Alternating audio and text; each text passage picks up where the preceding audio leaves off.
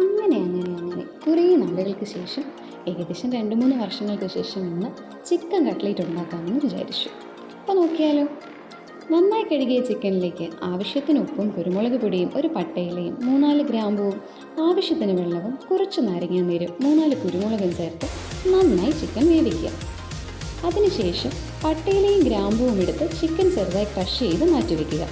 ശേഷം ചൂടായ പാനിലേക്ക് ചെറുതായി അരിഞ്ഞ വെളുത്തുള്ളി, സവോള, വേപ്പില എന്നിവ വഴറ്റി ക്രഷ് ചെയ്ത് ചിക്കനും ചേർത്ത് നന്നായി ഇളക്കി അതിലേക്ക് ആവശ്യത്തിന് മഞ്ഞൾപ്പൊടി, കുരുമുളക് പൊടി, കാശ്മീരി മുളക് പൊടി, മീറ്റ് മസാല ഇവയെല്ലാം ചേർത്ത് നന്നായി ഇളക്കി യോജിപ്പിച്ച് ചെറുതായി അരിഞ്ഞ മല്ലിയിലയും വേവിച്ചുടച്ചു വെച്ചിരിക്കുന്ന ഉരുളക്കിഴങ്ങും ആവശ്യത്തിന് ഉപ്പും ചേർത്ത് നന്നായി മിക്സ് ചെയ്യുക.